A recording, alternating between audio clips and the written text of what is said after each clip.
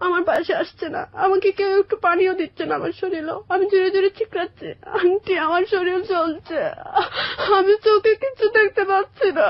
তাহলে বুঝবেন যে আজকের এই জীবনের গল্পটা কোথায় গিয়ে দাঁড়াবে। ছোট্ট একটা বাচ্চা, ছোট্ট একটা শিশু, যার মনে স্বপ্ন আছে, যে পরিবার পায়নি, যে পড়াশুনো করছে এবং পাশাপাশি ইনকাম করছে পরিবারকে চালানোর জন্য।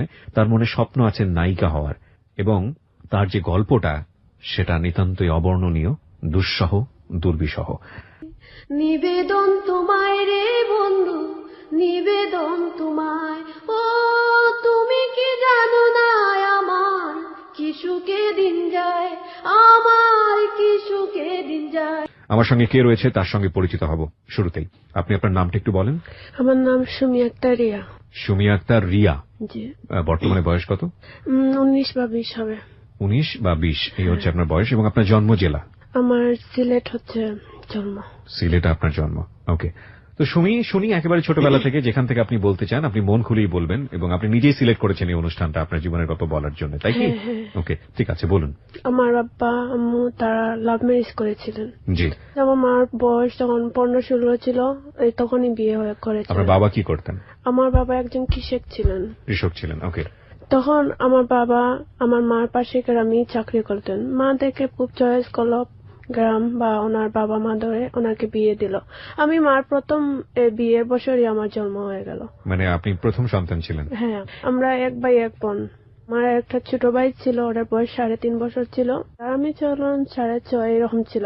মানে আপনাদের মধ্যে বয়সের পার্থক্য 1 থেকে 1.5 বছর? হ্যাঁ, আমরা 2 ভাই 1 বোন ছিলাম। তো একটা ভাই আমরা এখন হিসাবে ধরি না, ও ছোট থাকতেই মানে হারিয়ে গিয়েছে একটা মাজার থেকে।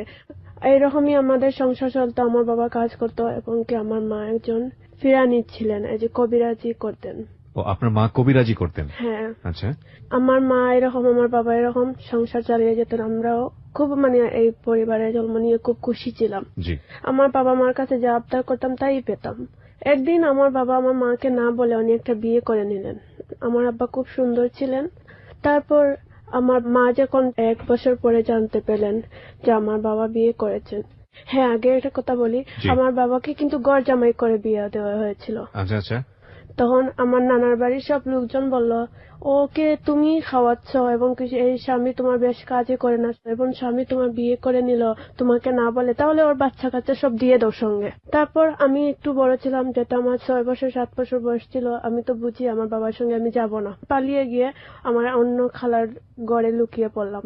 আমার বাবা মা 2টা ভাই নিয়ে চলে গেলেন। যেটার বয়স 3-3.5 বছর ছিল ওটাকে পালক দিয়েছিলেন, আর আরেকটা ভাই যখন আমার 5 বছরের মতন ছিল ওটাকে দিয়ে দিয়েছেন অন্য একটা জায়গায়। আচ্ছা, তো এটা কি আপনার মনে আছে কিনা? মানে হ্যাঁ, আমার জীবনের সবকিছু আমার মনে আছে। তো আপনার সামনে কি ঘটেছিল? বাবাকে কিভাবে বের করে দিল? এই গন্ডগোলগুলো আপনি দেখেছেন? হ্যাঁ, আমি সবই আমার মনে আছে। কি হয়েছিল ওই সময়টাতে? এই যে বাবা আসছেন, উনি অস্বীকার করছেন যে না উনি বিয়ে করেননি। আচ্ছা। তারপর আমার মাকে রাগ করে উনি কিন্তু তালাক দিয়ে দেন। মানে মুখে মুখে? হ্যাঁ, মুখে মুখে। যে ঝগড়া হয়েছে, মা বলছে তুমি করেছো, বাবা বলে না আমি করিনি। এইরকম করে বাদে বাবা রাগ করে মানে তালাক দিয়ে দিয়েছেন। তারপর আমার মা সংসার করতে চাচ্ছিলেন বাবার সঙ্গে, পরে মানে হিল্লা টিল্লা লাগে গ্রামে। পরে মানে মা মানে চাননি যে আমি হিল্লা বসে কেন বিয়ে করব, তা আমার লাগবে না এই স্বামী। আপনার মা বলেছে? হ্যাঁ। তারপর বাবা এই যে আমার বাড়ি নিয়ে চলে যান। যেটাকে পালক দিয়ে হয়েছে সেই বাড়িটাকে আমার আজ পর্যন্ত খুঁজে পাওয়া হয়নি। এই ভাইটাই হারিয়ে গেছে? হ্যাঁ, এই বাড়িটাই। তাই আমরা হিসাবে ধরি 1 ভাই 1 বোন। ও, ওকে ওকে। পরে আমার ভাই যেটা ছিল আমার বাবার কাছে এটাই নিয়ে আসেন। আচ্ছা, মা বললে তা আমি কি করব, তোমাদেরকে কিভাবে পালবো, কিভাবে পড়াশোনা করাবো, আমি কিছু বুঝতে পারতেছি না। পরে মা আত্মীয়র বাসাতে থাকেন, মাসে মাসে একটা টাকা দেন। এই টাকা দিয়ে আমরা আমি তখন ক্লাস 3-তে পড়তাম। আমি ঠিক বুঝতে পারছি না, আপনাদের কোথায় রাখা হয় সেই সময়টাতে? আমাদের নানার বাড়িতেই। আমরা তো ছোটবেলা থেকেই নানার বাড়ি থাকি। আপনি নানার বাড়িতে ছিলেন, আর আপনার মা তখন কি মানুষের বাসায় কাজ করতেন? হ্যাঁ হ্যাঁ হ্যাঁ। ওইখান থেকে কিছু টাকা পয়সা দিত? হ্যাঁ। তারপর আমি আমার ক্লাস 3-তে যখন উঠছি, নতুন উঠেছি, সবাই সকালে ভাত খেয়ে যায়, আমি না খেয়ে যাই। ক্লাস করি, খুব খিদা লাগে, কি করব। আমাদের একটা ঘর ছিল, অনেক জ্বর তুফানে সেই ঘরটা ভেঙে দিয়ে দিছে। তারপর আমাদের টাকার জায়গা না, 2 ভাই বোন থাকবো কোথায়। আমি টুকটাক আমার খালামণি বলতে আমার আপন খালামণি না, আমার আম্মার চাচাতো বোন, ওদের সঙ্গে একটু টুকটাক এই যে ওদের পানি আনতে হলে পানি এনে দেই বা মাছ কেটে দেই, বা আমি ছোট তো ছিলাম, যা করতে পারি তাই করি। তাই আমাকে 4টা বাদ দিলে টাকারও জায়গা দেয়, কিন্তু আমার ভাইকে তো কেউ দিবে না। আমার ভাই কখনো রাত ঘরের বাইরে দাঁড়িতে শুয়ে থাকতো ঠান্ডার সময়, আমার খুব খারাপ লাগতো। আমি কখনো ঘুমাতাম রুমে, আমার ভাইকে দেওয়া হতো পায়ের কাছে, আমার খুব খারাপ লাগতো। বস্তা দিয়ে আমার ভাই রাত ঠান্ডার দিন বস্তা দিয়ে শরীরে দিত। তাই ভাবলাম যে না, আমি আমার ভাই এত কষ্ট করছি কেন। পরে আমার খালা, একজন আপন খালা, উনি ভাবলেন না সুমিকে একটা বিউটি পার্লারে দিয়ে দিই, ও কাজ শিখবে, পড়াশোনা করবে। পরে আমার খালার একজন আত্মীয় লাগে, ওনার পার্লারে আমাকে দিয়ে দিলেন। কোন ক্লাসে থাকতে এটা? ক্লাস 3তেই তখন ছিলাম। ক্লাস 3তেই পার্লারে দিয়ে দিল? হ্যাঁ। ওকে। তারপর স্কুলে যেতাম পাশের গ্রামই, তখন আমার খুব ভালো লাগতো। সবচেয়ে মজার কথা হয়েছে, আমি যখন পার্লারে যেতাম আমাকে চা আনতে বা বিস্কুট আনতে, মানে বিভিন্ন জিনিসের জন্য আমাকে পাঠাতো। আমার খুব ভালো লাগতো। আমি ছোটবেলাতেই খুব চঞ্চল ছিলাম, যদি দৌড়ের উপরে রাখে আমার খুব ভালো লাগে। ওকে। মানে আমি যখন ছোট ছিলাম, আমার আব্বু আমার স্বপ্ন ছিল আমাকে একজন পুলিশ বানাবে। আমি ছোটবেলা থেকে শাকিব খানের ছবি দেখি, শাবনূরের ছবি দেখি, আমার স্বপ্ন ছিল যে না, আমি একজন নায়িকা হব। তখন আমার আম্মা তারা বললেন, ঠিক আছে মা, তোমার যেটা পছন্দ তুমি সেটাই করবা। পরে তো আমাদের ফ্যামিলিটা তছনছ হয়ে গেল। জি। পরে কালার পার্লারে 4 বছর ছিলাম।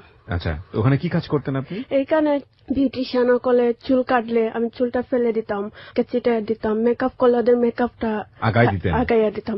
এইসব করে করে আমার 4 বছর গেল। তখন আমি একটা হাফ বিউটিশিয়ান হয়ে গেছি। কত টাকা পেতেন আপনি এই কাজ করে? হাফ বিউটিশিয়ান হিসাবে আমাকে 5,000 দিত প্রতি মাসে। হ্যাঁ, স্যালারি। তখন আমি আমার বাইকে দিতাম, আমি নিজে চলে নিতাম। ঠিক আছে, কিন্তু আপনি ওই সময়টা কি লেখাপড়া করছিলেন? হ্যাঁ হ্যাঁ, আমাকে স্কুলে উনি যখন আমার স্যালারিটা 5,000 চলে গেল, উনি আমাকে আর মাসে মাসে হাত খরচের টাকা দেননি। মানে আমার স্কুলে যাওয়া আসা করতাম, এমনকি আমার বাইকে চালাতাম। তারপর আমি সিলেট আসার সিদ্ধান্ত নিলাম বিউটিশিয়ান হিসাবে।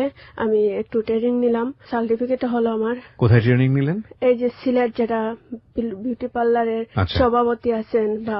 ঠিক আছে, কোন একটা জায়গা থেকে আপনি ট্রেনিং নিয়েছেন। হ্যাঁ, কি শিখলেন ওখানে? কি শিখলেন এখানে? মানে আমি 4 বছরে মোটামুটি একটা বিউটিশিয়ান হচ্ছিলাম, কিন্তু তারপরে আমি আরো একটু শিখার চেষ্টা করলাম। ওকে। তারপর আমি যেখানে আমার খালার বাসায় ছিলাম, পার্লারে ছিলাম, এখানে একটা বিয়ে গিয়েছিলাম। বিয়ের প্রোগ্রামে গিয়েছিলাম। আচ্ছা, বিয়ের প্রোগ্রামে গিয়েছেন। বিয়ে এখানে আমার একটা ছেলের সাথে পরিচয় হলো। কিভাবে হলো? বিয়ের প্রোগ্রামে মানে আমার ম্যাডাম, আমি একই গ্রামের, শিমলতলা গ্রাম। এই গ্রামে 2টা প্রোগ্রাম হয়েছে, গায়ে বিয়ে, একটা লন্ডনী প্রোগ্রাম আর এটা একই নর্মাল বিয়ে। যেটা নর্মাল গায়ে হলুদ, এটা আমি সাজানিত গেছি, আর যেটা লন্ডনী বিয়ে এটার মধ্যে আমার মালিক গিয়েছে। তারপর এই ছেলেটা আসলো, ওই ছেলের নাম ছিল দুলু। তো ও ছেলেটাকে মানে আমার ম্যাডাম পাঠিয়ে দিলেন যে ভাইয়া আপনি একটু, আমার বিউটিশিয়ান আসবে, এই জায়গাটা তো চিনে না, তা আপনি একটু আমার মেয়েটাকে নিয়ে আসেন রিসিভ করে। বললো ঠিক আছে। ও ছেলে আর একটা ছেলেকে নিয়ে গেছে। এই দুলুটাকে কি আপনার ম্যাডাম আগে থেকে চিনতো? না, উনিও ফার্স্ট টাইম মানে এই জায়গায় প্রোগ্রামে গিয়েছিল। যে প্রোগ্রামে উনি গিয়েছেন, এই প্রোগ্রামের ওর বাবিন বনির বিয়ে। আচ্ছা, এটা মানে যে প্রোগ্রামে আপনার ম্যাডাম গিয়েছিল, লন্ডনী প্রোগ্রাম। লন্ডনী প্রোগ্রাম কেন বলছেন বলেন তো এটাকে?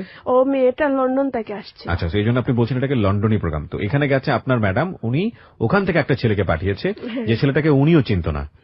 আর ওই ছেলেটা ছিল হচ্ছে যার বিয়ে হচ্ছে তার ভাইয়ের বউর বোন।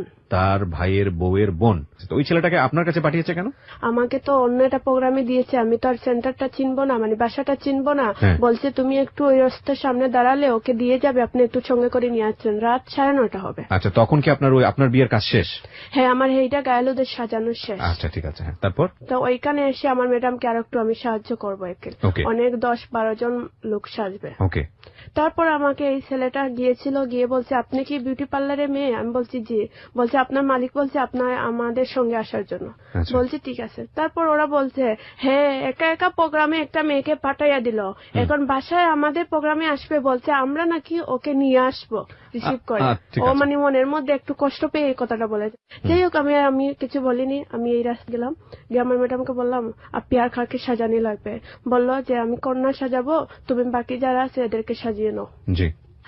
আমরা সাজাইয়া শেষ, রাত হয়ে গেছে। আমার তো নিজের বাসা বলতে নাই, তাই মালিকের বাসায় থাকতাম। আমার ম্যাডাম আমি রাত 12টার সময় চলে আসলাম। তারপর আমাদের পরের দিন সকালে কিন্তু এই বাড়িতে সাজানোর জন্য যেতে হবে, পাল্লাতে যেতে 10 টাকার ভাড়া রিস্কায়। পরে ওদের প্রোগ্রামে আমরা মানে আমার ম্যাডাম বউ সাজাচ্ছেন, আমি অন্য লোক যারা ছোট ছোট মেয়ে আছে সবাই লন্ডন থেকে আসছে, ওদেরকে সাজাচ্ছে। তো লন্ডন থেকে একটা মেয়েরা আসছে, ওদের একটু সাজ ভালো লাগে না, মানে বলতেছে এটা ভালো না, এরকম হয়নি, মানে অনেক কুতকুত দেখাচ্ছে। তারপর এই যে ছেলেটা আমাকে রাত রিসিভ করেছিল, এই ছেলেটাকে দেখছি আমার চোখে সরাসরি একটা সিএনজির মধ্যে বসে আমি যে এই মেয়েদেরকে সাজাচ্ছি ও ফলো করছে, মানে দেখছে। তা আমার একটা ভালো লাগলো, এই ছেলে দেখে হাসতেছে, মানে আমিও হাসতেছি। ওই দুলু? হ্যাঁ, দুলু। দুলুকে দেখে আমিও হাসতেছি, বা ও হাসছে আমিও হাসতেছি। তখন দুলুর বয়স হবে ধরল 16-17। পরে এইসব করে করে আমাদের প্রোগ্রামের সাজগুলো হয়ে গেল। তো আমাদের ম্যাডাম আমরা দাওয়াত দিয়েছে যে সেন্টারে গিয়ে খেতে হবে, আমরা দুপুরে খেয়ে মানে আমরা পার্লারে যাব। তারপর ওদের সঙ্গে গাড়িতে উঠে আমরা সেন্টারে বুরকা টুরকা লাগাইছিল, আমরা খেয়ে নিলাম। তারপর আম্মুকে বললাম, আমার মা যেতে একটা ইনকাম করে মাসে, ওনার কাছে তো কম বেশ টাকা থাকবেই। আমার মাকে বললাম, মা আমি আর নিজে পার্লার করবো, আমার অন্য মানুষের পার্লারে থাকতে ভালো লাগে না। বললা, তো আমি তো তোমার বিয়ের জন্য অল্প অল্প টাকা ধলা করে রাখতেছি। আমি বলছি যে বিয়ে টিয়ে তখন তো আমি চাকরি করব, তখন আমার অনেক টাকা হবে, আমি নিজেই নিজের প্রোগ্রামটা করে নিব। বললা, তো ঠিক আছে, যা টাকা ধলা করছি তোমার জন্য এগুলা দিয়ে তোমাকে আমি একটা পার্লার খুলে দিব।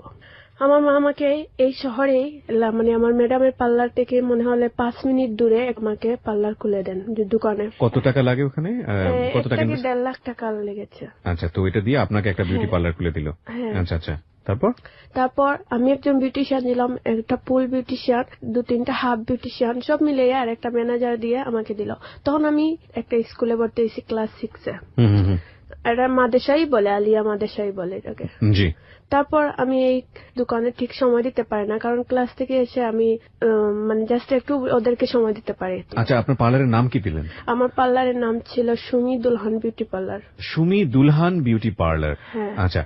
তারপর দেখা গেল যে প্রথম আমি টাকা সেভ করতে পারছি, পরে বোঝা গেল যে আমি টাকা সেভ করতে পারতেছি না, কারণ আমি সময় দিতে পারতেছি না। এই যে টাকা ইনকাম হয় ও দোকানের মেয়েরাই বাট করে নিয়ে নেয়, আসলে বলে আপু কাস্টমার আসেনি, যেতেই আসেনি আমি তখন কাস্টমার আসছে কি না এটা তো আমি ফলো করতে পারবো না। আসেনি শেষ।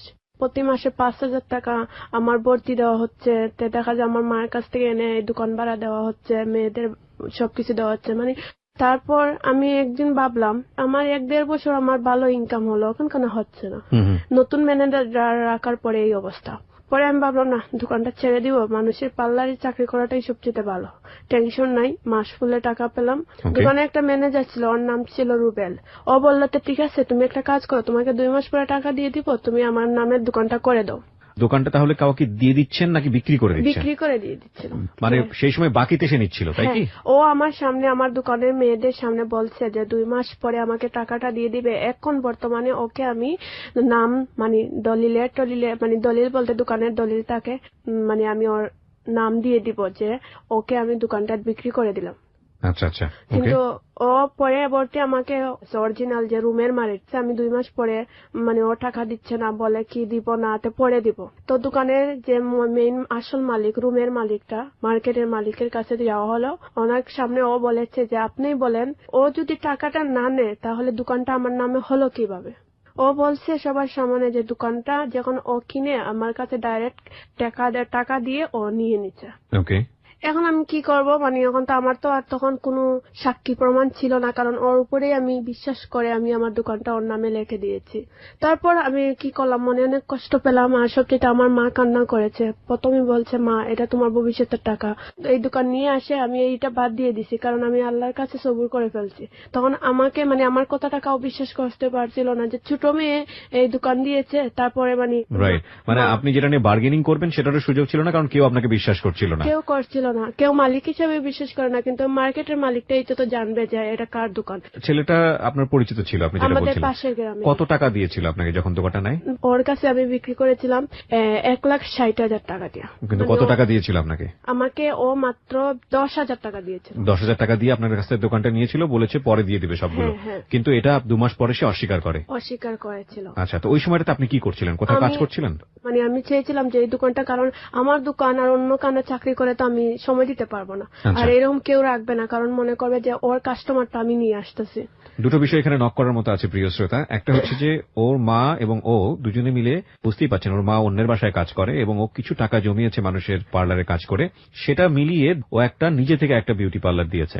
কিন্তু ও চালাতে পারছিল না এই কারণে, কারণ কোনো বিজনেসে ইনিশিয়াল স্টেজে আমরা লাভ করতে পারি না, আমাদের সময় দিতে হয়, যে কারণে ও দোকানটা একসময় সেল করে দেয়। কিন্তু সেল করে দেয় এমন কারো কাছে যাকে বিশ্বাস করে, সে আসলে মাত্র 10,000 টাকা দিয়ে তার কাছ থেকে ইনিশিয়াল স্টেজে দোকানটা নেয় এবং 2 মাস পরে সে সম্পূর্ণ টাকাটা অস্বীকার করে।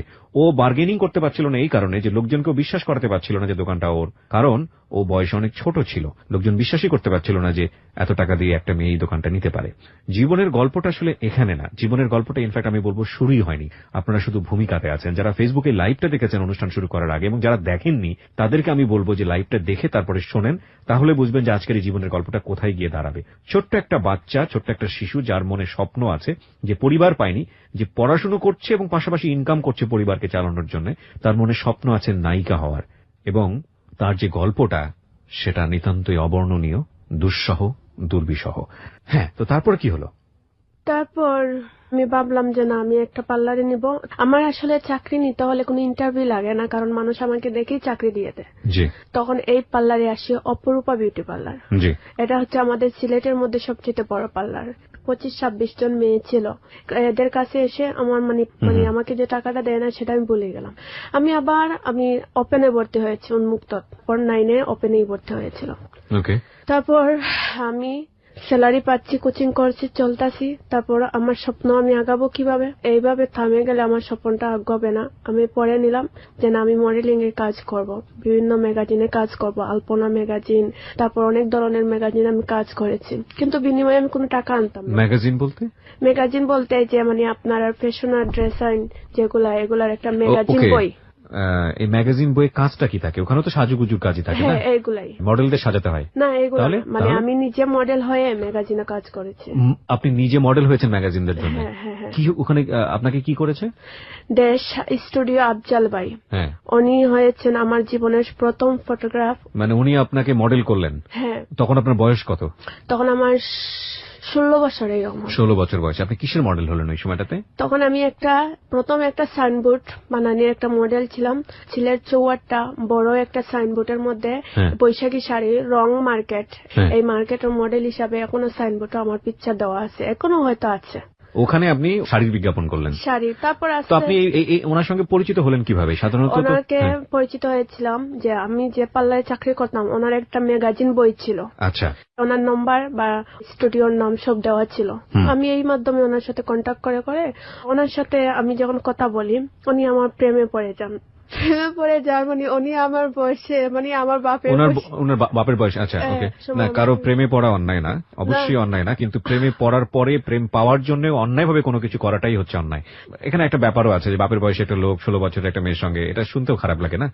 এটা অস্বাভাবিক কিছু নয়, অনেক সময় হতে পারে, কিন্তু অন্যায়ভাবে কোনো কিছু করার চেষ্টা করাটা হচ্ছে হলো মারাত্মক। তারপর উনি আমাকে, আমি তো আবার মালিকের বাসায় থাকতাম, আমি আবার সকালে এসে দোকানটা খুলতাম। তারপর আস্তে আস্তে সবাই আসতো যে ভাইয়াটা আমাকে সকাল 8টার সময় ফোন দিয়ে বলবেন, সুমি তুমি কি নাস্তা করেছো? হ্যাঁ করেছি। তুমি কি রাত কটার সময় ঘুমাইয়েছো? এই যত সময়। ওনার বাবার সাথে বোঝা গেল যে আমার প্রতি ওনার খুবই আগ্রহ।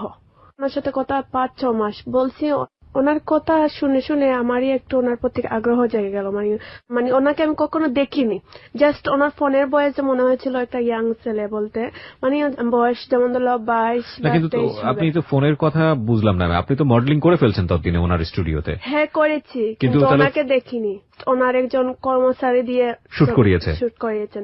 তারপর উনি আমাকে ফোন দিতেন। একদিন আমি ওনাকে প্রশ্ন করলাম যে আপনার কি বিয়ে হয়েছে? মানে উনি আমাকে উত্তর দিলেন না। মানে আমি ভাবছি হয়তো বিয়ে হয়নি, আর আমি ভাবছি হয়তো 22-23 বা 25 বছরের ছেলে হবে, কিন্তু 40 বছর সেটা আমি কখনো ভাবিনি। ততদিনে কি আপনার বিলবোর্ডে ছবি উঠেছে? হ্যাঁ, উঠেছে। তো বিলবোর্ডে প্রথম আপনার ছবি দেখে আপনার কেমন লাগছিল? আমার খুব ভালো লাগছিল। সবাই আমাকে দেখে বলছে যে বোঝাই যাচ্ছে না তোমার এত সুন্দর ফেস। আমাকে বলছে যে আরো তোমার এক্সপিরিয়েন্স বাড়াতে হবে, তোমার ছবির হিসাবে তোমার মানে আকর্ষণীয় একটু ফিল মানুষ করতে হবে, এরকম মানে আমাকে অনেক জিনিস উনি ফোনে বলেছে। আসলে বিশ্বাস করার মতো না। যারা ফেসবুকের লাইভটি এখনো দেখেননি, আমি যখন অনুষ্ঠানটা শুরু করেছি তখন ছোট্ট একটা লাইভ করেছি আমি ফেসবুকে। আসলে বিশ্বাস করার মতো না, আপনারা দেখবেন, দেখে আসুন। এই জন্যই বলছি যে ওই সময়ের ওর যে মডেলিং জগতের ওর যে ছবি 16 বছরের একটা শিশু কিশোর যাই বলি না কেন সেই সময়ের ছবি বা তারও পরবর্তী সময়ের যে ছবি এবং আজকের যেই সুমি অবর্ণনীয়। আমি আরজে কিবরিয়া রয়েছে আপনার সঙ্গে। জীবন বহতা নদীর মতো, এটার একটা শুরু থাকে, এটার একটা শেষ থাকে এবং শুরু শেষের মাঝখানে থাকে অভূতপূর্ব এক্সপেরিয়েন্স, অভিজ্ঞতা। কিছু কিছু অভিজ্ঞতা হয় একবারে মনুষ্য জীবনে, সেটা বোধহয় সারাটা জীবন জুড়েই কষ্টের। সেই মানুষটাকে বোধহয় আর কোনোভাবেই সুখের অনুভূতির মধ্যে আনা যায় না। আমি আসলে নিজের মনের মধ্যেই কথাগুলো আজকে অনুভব করছিলাম হ্যালো ইট 920 অনুষ্ঠানটা করতে গিয়ে। কেন অনুভব করছিলাম পুরো গল্পটা আপনারা শুনলেই হয়তো বুঝতে পারবেন। ঠিক আছে, সুমি, আমি যেখানটায় ছিলাম যে বিলবোর্ডে ছবি উঠেছে, আপনার স্বপ্ন পূরণ হতে যাচ্ছে, আপনি নায়িকা হওয়ার শখ ছিল, যেখানে আপনি ফটোশুট করলেন ওই স্টুডিওর মালিক আপনাকে ফোনে এক ধরনের বিভিন্ন রকমের অফার দিচ্ছে আর কি, প্রেম করার বা সামথিং লাইক দিস। তারপর কি হলো? তারপর ওনার কথা শুনতে শুনতে একদিন আমি ওনার প্রতি দুর্বল হয়ে গেলাম। মানে ওনাকে আমি খুব প্রায় ফোন দেই, মানে হয় ওনাকে যদি ওনার সঙ্গে আমি কথা না বলি আমার ভালো লাগে না, এরকম একটা ভাব। আর যে দুলু ছেলেটা, ও আমাকে মাঝে মধ্যে আমার কন্ট্যাক্ট নাম্বার নিয়েছিল ম্যাডামের ভাইয়ের কাছ থেকে, পরে মাঝে মধ্যে আমাকে যোগাযোগ করে, কিন্তু আমাকে একটা খারাপ প্রস্তাব দিয়েছিল যে ওর সাথে আমি, বাট ও আমাকে 3000 টাকা দিবে। এটা কে দিয়েছিল আপনাকে? দুলু অফারটা করে। দুলু আপনাকে অফারটা করে? আমি মেসেজ করলো, আমি ওকে উত্তর দিলাম যে পার্লারও চাকরি করলেও যে দেহ ব্যবসা করে সেমন কিছু না। ও আবার আমাকে রিপ্লাই করলো যে শোনো, পার্লারের সব মেয়েরাই দেহ ব্যবসা করে। আমি বললাম না, এটা তোমার ভুল কথা, সবাই কিরকম সেটা জানি না, কিন্তু হাতে 5 আঙ্গুল এক সমান না, এটা তুমি মনে রেখো। রেখে ও আমাকে ফোন দেয়, আমি ওর ফোন ধরি না। কিন্তু আফজালের প্রতি আমি দুর্বল হয়ে গেলাম, মুহূর্তে মুহূর্তে ফোন দিতাম।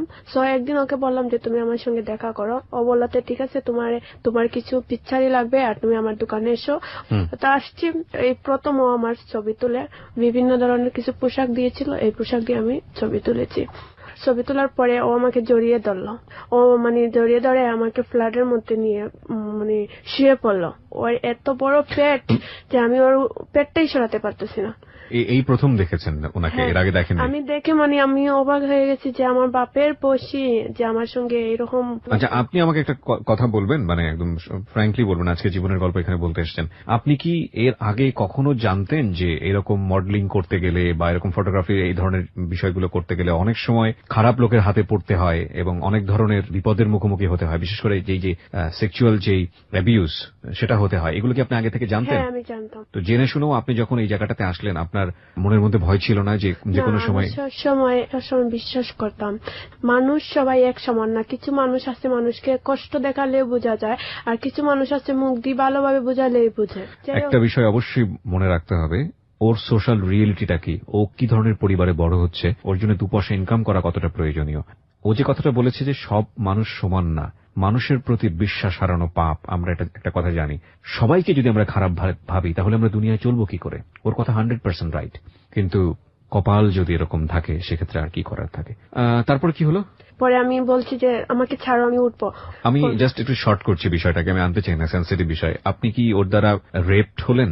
না, আপনি যেভাবে হোক নিজেকে সেভ করেছেন ওখান থেকে। আচ্ছা, ঠিক আছে। পরে ও বললো আসলে আমি সরি, মানে আমার কাছে ফোনে মাপ চাইলো। আমি বললাম ঠিক আছে। পরে আমি আসলে ওর কাছে ছুটে যেতাম, কারণ আমি জানি এটা দেখার পরেও আপনার ওর প্রতি মায়া লাগলো? জানি না কেন। তারপর আমি নিজেতে ওর কাছে ছুটে যেতাম, ওর কাছে ছবি না তুলে আমি ভালো লাগতো না এরকম। ওকে। যখন ও বুঝতে পারলো যে ওর প্রতি আমি দুর্বল হয়ে গেছি, তখন ও স্বীকার করলো, জানো সুমি, আমার একটা মেয়ে আছে 8-9 বছরের, আর আমি বিয়ে করে ফেলছি। ওকে ওকে। পরে বললো ঠিক আছে, তোমার সঙ্গে আমার যা হয়েছে, আমি তোমাকে ছোট বোনের মতন দেখবো, আর তুমি আমাকে বড় ভাই হিসাবে ক্ষমা করে দাও। তারপর ওকে আমি সবসময় ভাই বলে ডাকি। তারপর 2012 সালে আমার মা একটা ছেলেকে পছন্দ করলো, এই যে আমার মামুর ওয়াইফের ভাইকে। এখন তাদের বিয়ে 2012 সালে। এখন আমি শুনে খুব খারাপ পেলাম যে আমার মা ছোট থাকতে কেন বিয়ে বসলো না, আমরা বড় হওয়ার পরে কেন মা বিয়ে করলো, মানে এইসব নিয়ে। মানে বিয়ে কি আপনাদেরকে না জানিয়ে করে ফেলেছে? হ্যাঁ, না জানি। তারপর আমার মার সাথে আমার কোনো যোগাযোগ হয়নি। এখন আমার মা কোথায় আছে আমি জানি না। তারপর মাকে প্রশ্ন করলাম, তুমি বিয়ে করলা কেন? বললে, মা, আমার এটা ভবিষ্যৎ আছে, আর যদি আমি অসুস্থ হই আমার মাথা কে ধরবে? তোমরা স্বামীর বাড়ি একটা বউ নিয়ে থাকবে, কিন্তু আমি বুড়া হবো, আমাকে কে দেখবে? তারপর এইভাবেই চলছে। তো একদিন মা প্রেগনেন্ট হয়ে গেল। আমি শুনে খুশি হয়নি, খুব হিংসা লাগছিল যে আমার মা এইসব করতো কেন। আর একটা ছেলের নাম হয়েছে স্বপন। জি। ওর স্টুডিওতে ফটোগ্রাফি করার জন্য একটা নিউজ দিয়েছিল। এই ছেলেটা আমার জন্য পাগল হয়ে গেছে, স্বপন দাস। ছেলেটা হিন্দু আমি জানি না। এখন ও ছেলের দোকানে যাওয়া আসা করতাম, জাস্ট লোকজন থাকতো, যে গল্প করতাম, ও আমার হাত ধরতো, বলতো তোমার হাতের নখগুলো অনেক সুন্দর, আঙ্গুলগুলো অনেক সুন্দর। আপনার নাম্বার পেলো কিভাবে? যে আফজাল ভাই, ওনার যে স্টুডিওতে কাজ করতাম, ওনার কাছ থেকে সে আমার নম্বরটা নিয়েছে। আমাকে চাচ্ছেন সত্যিই নায়িকা বানাতে। বিভিন্ন জায়গায় নাম্বার দিয়েছে আর কি। নাম্বারটা দিয়েছেন, বিভিন্ন মিডিয়া পরিচালক যা আছে সব। স্বপন আমাকে অফার করলো যে ও আমাকে ভালোবাসে। একটু সুন্দর ছিল, খুবই স্মার্ট ছেলে ছিল। তো ওর কাছে বসে কম্পিউটারও চালাচ্ছে, দেখতেছি, বা আমাকে বলছে এরকম ছবি তুলে তোমাকে ভালো লাগবে। একজন ফটোগ্রাফ আছে, রাশেল নাম, উনি আমাকে একটা নাটকের অফার দিয়েছিলেন। আমি বলছি না, আমি নাটক করব না, আমার স্বপ্ন আমি মিডিয়াতে নায়িকা হব, আমি নায়িকার ছবি পাঠও করব, আমি কোনো নাটকের মধ্যে কোনো মডেলের পাঠ করব না। তারপর উনি, আফজাল, রাসেল, স্বপন, ওরা মিলে আমাকে ঢাকায় একজন পরিচালক বাইরে, মেবি নামটা আমার মনে নেই, ওনার কাছে নম্বরটা দিল। উনি আমাকে ফোন দিয়ে বলছেন বিভিন্ন নাটকের অফার দিয়েছেন। তারপর স্বপনে আমাকে বলল যে দেখো, আমি তোমাকে খুব ভালোবাসি, তুমি আমাকে খুব ভালোবাসো। ও রাত হলে 12টা থেকে রাত 4টা 3টা পর্যন্ত কথা ওয়েটিং দেখা যেত। আমি বলতাম হ্যাঁ, আমি বলতাম তুমি এত ওয়েটিং কার সঙ্গে কথা বলো? বলে দেখো সুমি, আমি তো সারাদিন সময় পাই না, রাত হলে ফ্রেন্ড সবাই মিলে আমরা কথা বলি, মজা করি। আমি বলি না, একদিন হতে পারে, প্রতিদিন রাত তুমি এই ফ্রেন্ডের সাথে কথা বলো? পরে আমি বুঝতে পারলাম, বুঝে আমি চেয়েছি হয়ে যাব। তারপর ও যখন মিষ্টি করে কথা বলে আমি আর সরতে পারি না। তারপর আমি একটা ঈদের দিন ছিল, ওকে আমি 2000 টাকা দিয়েছি। মানে আমি যে বিউটি পার্লারে চাকরি করি, একমাত্র বিউটি পার্লার মালিক হিসাব ছাড়া আর কোনো ফটোগ্রাফাররা জানে না আমি বিউটি পার্লারে চাকরি করি। ওরা জানে আমার গ্রামে আমি থাকি, পড়াশোনা করি। তো ওকে বলছি যে আমি বিশ্বনাথ থাকি, মানে আমার গ্রাম থেকে আমি আসতেছি তোমার জন্য টাকা নিয়ে, তুমি ঈদের জামা কাপড় কিনবা। কিন্তু ও যে হিন্দু সেটা আমি জানি না। তো ও তো আমাকে বলতে পারতো যে আমি ঈদ আমার জন্য না। ও বলছে না, আসা লাগবে না। তারপরে আমি তো কাছাকাছি দিঘাবি এই জায়গাতে আমি চাকরি করি। ও বলছে তুমি এত কষ্ট করে, মানে ওর কাছে আমার ভালোবাসাটা এইভাবে তৈরি করে রাখলাম যে ওর জন্য আমি কোথায় থেকে একা চলে আসলাম। ও ভাবছে এই কথা, তুমি আমাকে এত ভালোবাসো, টাকা দেওয়ার জন্য তুমি 3 ঘন্টা রাস্তা জার্নি করে আসছো, সত্যি তোমাকে ভোলা যায় না। আমার পার্লারে গিয়েছি, গিয়ে দেখি অনেক কাস্টমার। ঈদের সময় তো কাজ করতে করতে ও আমাকে বেজান ফোন দিচ্ছে। আমি তো ফোন দেখতেছি না, কারণ দেখবো কিভাবে, কাস্টমার তো রেখেই আমি ওকে টাকাটা দেওয়ার জন্য গিয়েছি। ওর স্বপন ছেলেটা খুব টেনশনে পড়ে গেছে যে কেন এই মেয়েটাকে ফোন দিচ্ছি, রিসিভ করছে না। তখন তো আপনারা বয়ফ্রেন্ড গার্লফ্রেন্ড? হ্যাঁ হ্যাঁ হ্যাঁ। রাত 8-10টার সময় আমার কাজ শেষ। মালিকের বাসাটা যেতে হলে ওর দোকানটা পাস করেই মালিকের বাসা যেতে হয়। আমি রিস্কায় গেলে আমি মুখটা ওর দোকানের সামনে গেলে নিচে দিয়ে দিই। ওর দোকানটা 2 তলা, দেখা যায়। ও আবার সব সময় বেলকুনিতে আসে বসে থাকে, মেয়েরা যায় এইসব দেখে হয়তো। রিস্কাটা হয়তো ফুট তুলে ফেলি, মুখটা আবার করে ফেলি। মানে যতদিন ছিলাম এইরকম যাওয়া আসা করতাম, ও বুঝতেই পারতো না। সেদিন রাতে আর একটা কথা বলি, আফজাল যে স্টুডিও, ওনার কাছে গিয়ে আমি ছবি তুলছিলাম। স্বপনের দোকানে যেতে না যেতে ও রাস্তা পাস হবে, আমি যে রিস্কাটা গেছি ও রিস্কাটা খাড়া করেই ও পাস হবে। ও সরাসরি ওর মুখ আমার ফেসের দিকে ও তাকিয়ে আছে, দেখে কিছু বলেনি। ওকে ফোন দিলে বলে এই একটা মেয়ে বিছনা থেকে আসছে, আমাকে টাকা দিয়ে আবার আমি এত ফোন দিলাম, তুমি দলা না, এখন তুমি রাত 10টার সময় কোথায় থেকে এসেছো, নিশ্চয়ই তুমি খুব খারাপ। আমি বলছি না না, এই শোনো, আমি একটা ছবি তুলতে গিয়েছিলাম, এখন কাজ শেষ, আমি চলে আসছি। তুমি বিশ্বাস না করলে আফজাল ভাইকে জিজ্ঞাসা করো। কিভাবে বিশ্বাস করলো? শেষ ঈদের দিন দোকান খুলেছি, ভাবছি যে 3টার দিকে আমি বাড়িতে চলে যাব। আর ওর বাসাটা ওই পড়ছে আমাদের পার্লার ফেলে একটু সাইডে, হিন্দু পাড়া। ও আমাদের পার্লারের সামনে একটু মনে হাঁটারুটি করছে, আর আমি ওকে দেখিনি। তালা দিয়ে গেট লাগাচ্ছি, এইসব দেখতেছে, দেখে আমাকে ফলো করছে। আমি দেখি মোটরসাইকেল মাঝে ও আমাকে বলছে এই তুমি ঈদের দিন সকাল থেকে ফোন ধরছো না, তুমি এখানে কেন? পরে দেখা গেল না, ওর কাছে শিকারই সব করতে হবে। বাসায় গেলাম, ওকে বললাম তুমি জানো আমি এই পার্লারেই চাকরি করি। এই প্রথম জানলো যে আপনি পার্লারে কাজ করেন? পরে জানতে পারলাম, একদিন দোকানে গিয়েছি, জানতে পারলাম যে ও একজন হিন্দু। ছেড়ে দিয়ে দিছে, কারণ হিন্দু মানুষের সাথে সম্পর্ক আমি কিভাবে করবো? আমি বলছি তুমি হিন্দু? ও বলছে হ্যাঁ আমি হিন্দু, তুমি জানো না? আমি বলছি তুমি তো আমাকে কখনো বলো না। আমি হিন্দু, তোমার সাথে তো আমি রিলেশন করিনি, তোমাকে আমি খুব পছন্দ করি, ঠিক আছে, আমি অন্য একটা মেয়েকে ভালোবাসি। তারপর দুলু ছেলেটা, ও আমাকে মাঝে মধ্যে ফোন দিত, ডিস্টার্ব করতো, মানে এই সবই মেসেজ দিত। আমি ওকে ফোন দিলাম একদিন, কেন জানি না, আমার মনে অনেক সবকিছু মিলে আমার অনেক কষ্ট হলো। ওকে আমি একদিন ফোন দিয়ে কান্নাকাটি করলাম। দুলুকে ফোন দিয়ে কান্নাকাটি করলেন এবং সে আপনাকে অনেক আগে অফার করেছিল যে এত টাকার বিনিময়ে তার সঙ্গে আপনি শারীরিক সম্পর্ক করবেন কিনা, এবং তখন আপনি সেটা রিজেক্ট করে দিয়েছিলেন। আমাকে একটু বলেন তো, যে ছেলেটা সম্পর্কে আপনি জানতেনই যে ছেলেটা ভালো না, তাকে আপনি ফোনটা কেন দিলেন? আমার মনে কষ্ট এসেছিল তখন। এই দুলু কি এই সময়টাতে যখন আপনি আফজাল কিংবা আপনি স্বপনের সঙ্গে এক ধরনের একটা সম্পর্কে রয়েছেন, ইনফ্যাক্ট স্বপন যখন আপনার বয়ফ্রেন্ড, তখন কি দুলু ট্রাই করতো আপনাকে মাঝে মাঝে ফোন দিয়ে বিরক্ত করা? হ্যাঁ অবশ্যই। ও, তার মানে দুলুর জায়গা থেকে একটা সম্পর্ক ছিল। হ্যাঁ, ও আমাকে মাঝে মধ্যে ফোন দিত, মাঝে মধ্যে ওর সাথে 20 মিনিট আধা ঘন্টা এরকম কথা বলতো। দুলু আমাকে ফোন দিয়েছে, কেটে দিয়েছি, বাদে আবার দিয়েছে, ওর সাথে কান্নাকাটি করতেছে। বললো কি হয়েছে, আমি বললাম না আমার খুব মন খারাপ, তুমি মানে মনে হচ্ছে তোমার সঙ্গে একটু কথা বলি। বললাম আমি এয়ারপোর্ট আছি, তোমাকে আমি পরে ফোন দিচ্ছি। আধা ঘন্টা পর আমাকে ফোন দিল, দিয়ে আমি ওকে ইচ্ছাতেই বলে দিলাম আই লাভ ইউ। ও আমাকে মানে ওকে ফোন দিয়ে বলে দিলেন আই লাভ ইউ? হ্যাঁ। তারপর ও বললো হঠাৎ এরকম কেন? আমি বললাম আমি জানি না, আমার মনে হচ্ছে যে সত্যি তুমি আমাকে ভালোবাসো। পরে বললো এতদিনে তুমি আমাকে বিশ্বাস করলা যে আমি তোমাকে ভালোবাসি? আমি বললাম হ্যাঁ, আমার বিশ্বাস হলো তুমি আমাকে ভালোবাসো, এমনকি আমিও তোমাকে আজ থেকে ভালোবাসবো। বললো তুমি যখন আমাকে ভালোবাসো আমার সঙ্গে দেখা করতে পারবা? আমি বললাম অবশ্যই আমি তোমার সঙ্গে দেখা করতে পারবো। কিন্তু ও তো আপনাকে ভালোবাসে না, প্রথম থেকে ও আপনাকে অফার দিয়েছিল এটা করার জন্য। কারণ আমি ভাবতাম ও ছোট মানুষ তো, মানে একও মানুষ আছে মানুষকে ট্রাই করে। ও আচ্ছা, আপনার কাছে মনে হয়েছে যে ও হয়তো আপনাকে বাজিয়ে দেখতে চেয়েছে। হ্যাঁ। ও কি পরবর্তীতে ভালোবাসার অফার দিয়েছিল, লাভ অফার দিয়েছিল? ও আমাকে ভালোবাসে সত্যি বলে।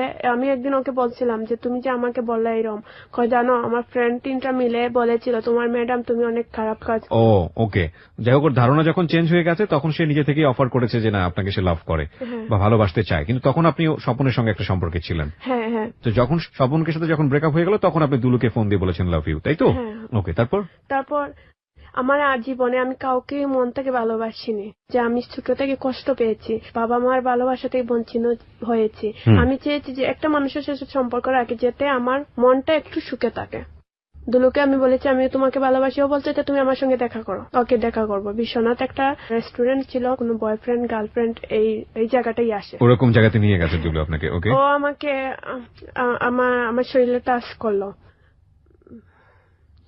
ওকে, যে বিষয়গুলো অস্বস্তিকর সেগুলো না বললেও আপনার চলবে, আমরা বুঝে নেব যে আসলে কি হয়েছে। আপনাদের মধ্যে কি কমপ্লিটলি কোনো অনৈতিক সম্পর্ক সেখানে হয়েছিল? না। ওকে, সেটা কিছু হয়নি। ও আমাকে টাচ করে বুঝতে পারলো যে আমি আসলে এরকম কোনো কাজ করতে পারিনি। নোট করবেন প্রিয় শ্রোতা, গল্পটাকে ডিপলি ভাবার চেষ্টা করবেন। এখানে অবশ্যই ইম্পর্টেন্ট কিছু বিষয় আছে যেটা আপনারা হয়তোবা ওভাবে চিন্তা করছেন না। আমি একটু চিন্তা করছি এবং আপনাদের সঙ্গে শেয়ার করতে চাই। আমিও কিন্তু শ্রোতা, আমি শুধু উপস্থাপক না। আমি আজকের এই গল্পটা আপনাদের এখানে উপস্থাপন করবার আগে আমি গল্পটা সম্পর্কে কিচ্ছু জানি না, আমি উপস্থাপন করছি এবং আমি শুনছি। কেন আমি কিছু না জেনে রিস্কটা নিয়েছি? Because of her appearance. আপনারা যদি ফেসবুকে আপনার ওই লাইভটা দেখে থাকেন তাহলে বুঝবেন যে গল্পই হোক না কেন এই গল্প অবশ্যই রেডিওতে প্রচার করা উচিত, সেই জায়গাটা থেকে আমি রিস্কটা নিয়েছি। বিষয়টা এরকম যে আমার কাছে মনে হচ্ছে একটু ডিপলি চিন্তা করার সুযোগ আছে। দুলু ছেলেটা, ওর কাছে মনে হয়েছে যে না, যারা এইসব পার্লারে কাজ করে সেসব মেয়েরা বোধহয় এরকম, সুতরাং ও যখন দেখেছে যে না মেয়েটা আসলে এরকম না, তখন ওকে লাভ করার প্রস্তাব দিয়েছে। এখানে দুটো বিষয় জড়িত। একটা হচ্ছে যে এমনও হতে পারে যে দুলুর মনে হয়তো বা এরকম বিষয় কাজ করেছে যে মেয়েটাকে সরাসরি টাকা দিয়ে অফার করে বিষয়টা এরকম ভাবে ওর কাছ থেকে আদায় করা যাবে না, যে কারণেই ওকে ভালোবাসার ফাঁদে ফেলতে হবে। হতে পারে এরকম একটা। আরেকটা যেটা হতে পারে, যেটা সত্যি সত্যি হতে পারে, যে না, যে মেয়েটি যেহেতু রাজি হয়নি সুতরাং মেয়েটা বোধহয় ভালো, তাহলে তার সঙ্গে একটা সম্পর্কে গিয়ে দেখি। পজিটিভ হতে পারে, নেগেটিভ হতে পারে। ইন দ্য মেন টাইম মেয়েটা যখন রাজি হয়েছে তখন তাকে কোন একটা জায়গাতে নিয়ে গিয়ে যে সব ফিজিক্যালি যতটুকু করা যায় এই সব বিষয়গুলো যখন ট্রাই করছে, তখন উদ্দেশ্য দুটো হতে পারে। একটা হচ্ছে যে মেয়েটা যা বলেছে সেটা সত্য কিনা, আরেকটা হতে পারে যে না, যতটুকু সুযোগ আছে ততটুকুই হাসিল করে নেয়া। এই বিষয়গুলো একটু খেয়াল রাখবেন, তাহলে গল্পের ডাইমেনশনটা বুঝতে আপনাদের সহজ হবে।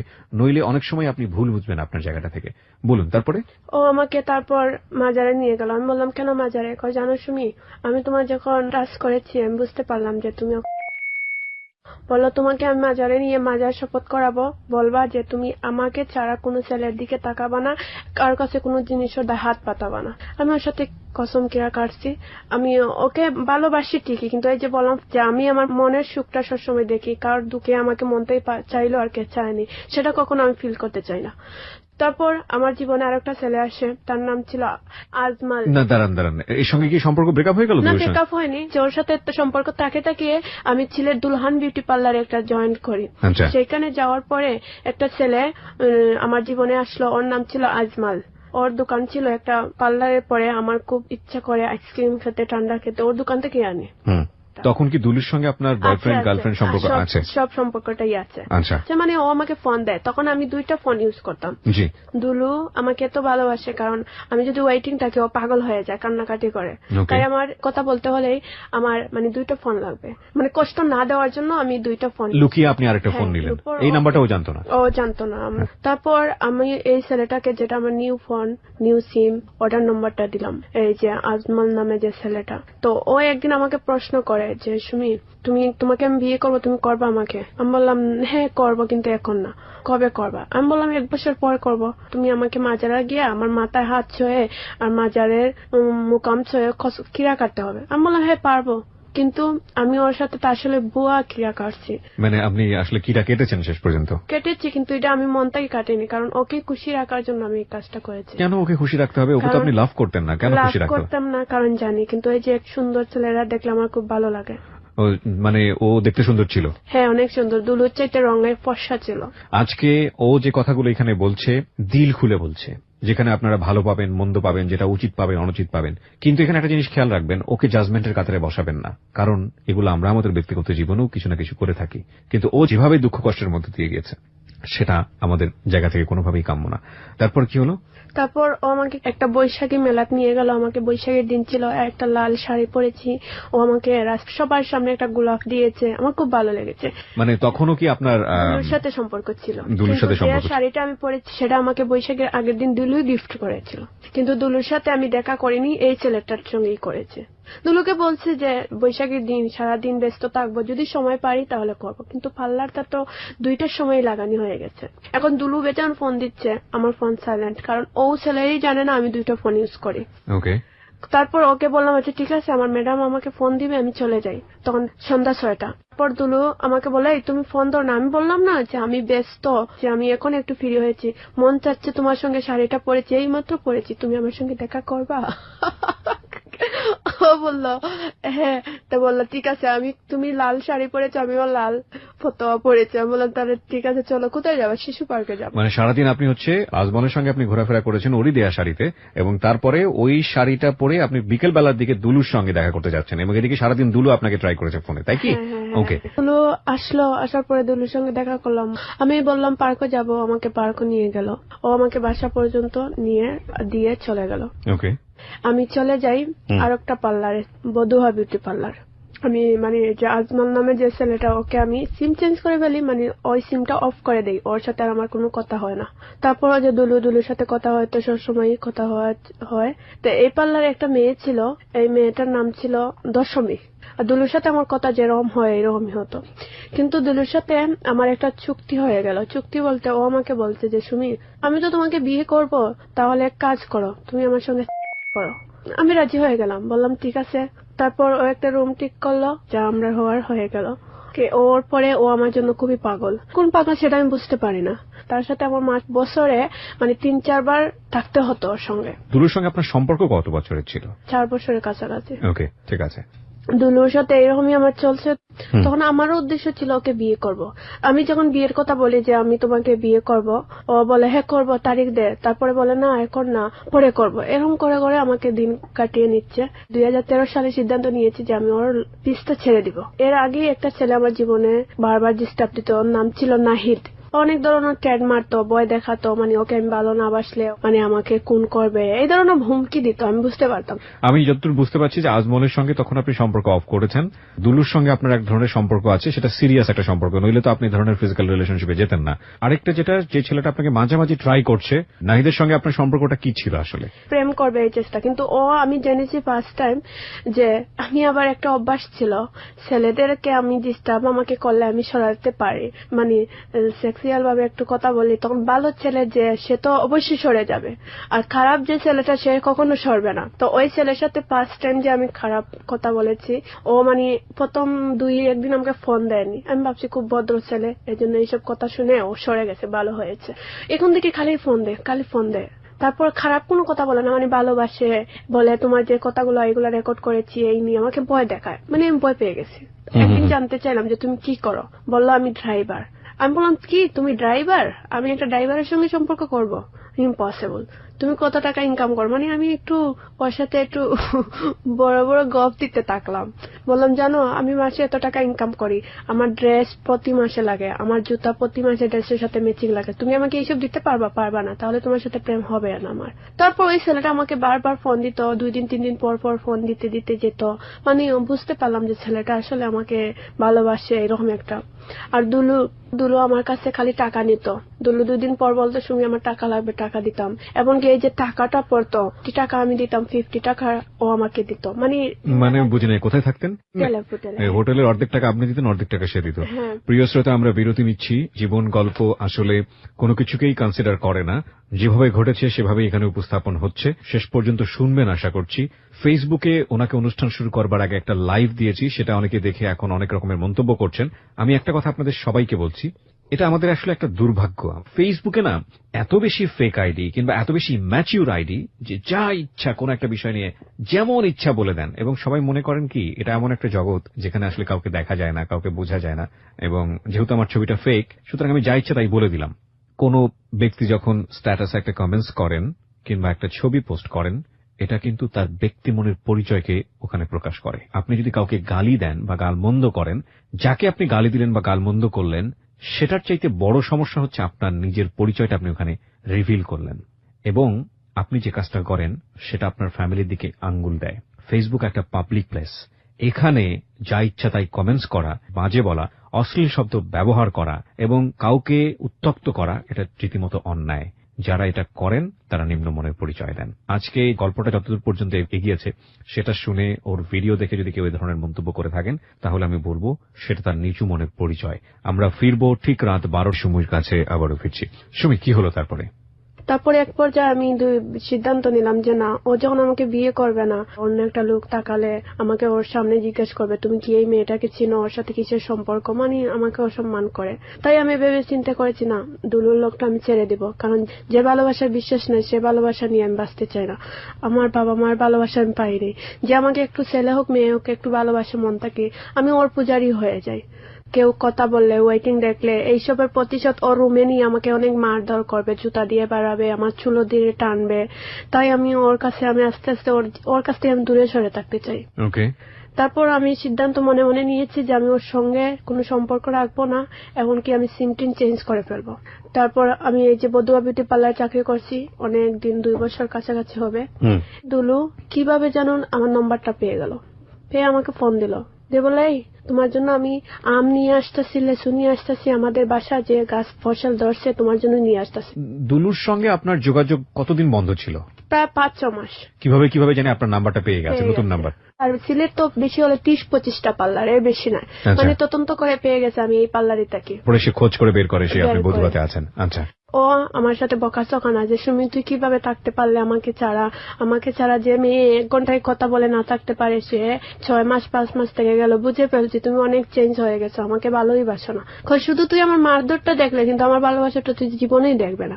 তারপর ও আমাকে বলল প্রতি বছরে যেরকম আমাদের বাগানে ফল ফসল ধরে তোমাকে দিয়ে আসি, এবারও আমি তোমার জন্য দিয়ে আসতে চাই। আমি বলছি তাহলে আসো আমার পার্লারে। পরে চলে এসে এগুলো আমাকে রাস্তার সামনে থেকে দিয়ে গেল, লেসু টেসু সবগুলা। লিচু সে এসে আপনাকে দিয়ে গেছে, তার মানে আপনি দেখা করেছেন তার সঙ্গে? হ্যাঁ। ওকে। বাসার যাইতে 2টা রাস্তা আছে, একটা রাস্তা হচ্ছে একটু কঠিন ভাবে আর একটা রাস্তা হচ্ছে একটু সহজ ভাবে। আমি যে শাহজালাল মাজার দিকেই যাই, এই রাস্তাটা সহজ বেশি। ভাড়াটা আমি মোবাইলে ঢুকিয়ে নিই আর হেঁটে হেঁটে চলে যাই গান শুনে শুনে। এটা আমার প্রতিদিনই হয় এরকম। আমি দেখছি একটা সিএনজি থেকে একটা ছেলে এসপে বার করলো, মানে একটা এসপে জাতীয় একটা জিনিস বাইর করছে, স্প্রে জাতীয় কোন একটা জিনিস বের করেছে সিএনজি থেকে। আপনি তখন হাঁটছিলেন? হ্যাঁ, আমি তখন দেখছি হাতটাকে বাইর করছে। আমি ভাবছি সিএনজি থেকে হাত বার করছে একটা ছেলের মধ্যে একটা বোতল জাতীয় স্প্রে। তারপর এই স্প্রের পানিগুলো গিয়ে পড়ে গেছে ওয়ালের উপরে। আমার পরনে একটা কালো শার্ট ছিল, হাত দেখে আমার একটু ছিদ্র হয়ে গেছে। সবাই বলতেছে ওকে পানি ডালো, ওর হাত পুড়ে যাচ্ছে, এইগুলো বলছে। কিন্তু এসিড চেয়ে আমি জানি না জিনিসটা কি, সেটা মানে আপনি কি ফিলই করতে পারছিলেন না? শার্টের উপরে পড়েছে, এখন আমার শরীরে পড়েনি। একটা ফুটা পরে আমার হাতটা পুড়ে যাচ্ছে, একটু ফুটা, জাস্ট একটু। সবাই নিয়ে আমার হাতের মধ্যে পানি দিচ্ছে। সবাই বুঝলো কিভাবে যে আপনার হাতে পড়েছে এত ছোট জিনিস? এই যে ওয়ালে পড়েছে, ওয়ালের রংগুলা। ও আচ্ছা, ওয়ালটা দেখে সবাই বুঝতে পেরেছে। আচ্ছা, ওই সিএনজিটা কোথায় কি করলো তাহলে? সিএনজিটা চলে গেছে, একটানে চলে গেছে, একবারই চলে গেছে। দুলুকে তখন বলেছি, আমি বলছি ও জানে যখন আমি বিপদে পড়ি ওকে আমি খুঁজি। অ্যাসিডের লাগার পরে আমার মনে হলো দুলুকে ফোন দেওয়া উচিত। আমি কান্না কান্না করে বলছি, দুলু আমার এরকম অবস্থা, তুমি আমাকে এসে হেল্প করো। ও বললো তুমি চিন্তা করো না, আমি আসতেছি। পরে আমি ভাবছি যে না, দুলু যখন এত বিপদে আমার আসে, তাহলে আমি দুলুকে বিয়ে করে নিব। না, কিন্তু আপনার তো মাথায় আসা উচিত যে কে করতে পারে এই কাজটা। না, আপনি এইসব আমার কিচ্ছু আসেনি। কিচ্ছু আসেনি। না, এসিটি কি বা অ্যাসিড কি জিনিস সেটা আমি বুঝতেই পারতেছি না। পরে বললো না, তোমাকে কাজ করি, উসমানী মেডিকেল নিয়ে যাওয়া লাগবে। কিন্তু দেখে মানে বুঝতেছে হাতের মধ্যে একটা স্পট পড়ছে ছোট, বলছে তারপরে তোমার ডাক্তারে নিয়ে যাই। তারপরে এক রাত ভর্তি হয়ে গেল। পুলিশ আসছে, বললো 2 দিন আগে একটা মেয়েকে সেট দেওয়া হয়েছে, আবার আজকে আর একটা মেয়ে, নিশ্চয় মালিকের কোনো শত্রুতা আছে। উনি বলে দিলেন আমি মডেল, আমার অনেক শত্রু আছে, মানে আমার উপরে ছেড়ে দিয়ে দিলেন। এখন পুলিশ আমাকে ধরলো থানাতে নিয়ে, বললো শোনো তুমি তো একটা মডেল ছিল। আমি বলছি হ্যাঁ, তুমি কোন কোন জায়গায় মডেলিং করেছো সেগুলো বলো। পুলিশ জানলো কিভাবে অ্যাসিডের ঘটনাটা? এই যে মানে উসমানী মেডিকেল ভর্তি হলে তো আগে। ও আচ্ছা আচ্ছা, ওকে ফাইন, হ্যাঁ। তারপর আর এর আগে তো একটা মেয়ে হয়েছে, এর কারণে আপনাদের এলাকাতে একটা মেয়ে হয়েছে? এলাকা মানে আমি যে পার্লারে চাকরি করতাম একই পার্লারে একটা মেয়ে হয়েছে। একদিন আগে একটা মেয়ের মুখে অ্যাসিড পড়েছে, পরের 2 দিন পর আমার। তারপর ম্যাডামে আমার বিরুদ্ধে বললেন যে ওর একটা ছেলের সাথে রিলেশন আছে, ও বিভিন্ন ছেলেদেরকে অনেক হুমকি দামকি দেয়। ম্যাডাম চাচ্ছেন এইটাই যে ম্যাডামের উপর থেকে এই সমস্যাটা আমার উপরে চাপাতে। পরে পুলিশ তদন্ত করে দেখলো আমার আসামিও কেউ পাচ্ছে না, দশমীর আসামিও কেউ পাচ্ছে না। ও দশমী মেয়েটাও ভিকটিম ছিল? ওকে। দশমীরটা পাওয়া গেছে যে ও একটা ছেলের সাথে বিয়ে হওয়ার কথা ছিল, বংশের ছোট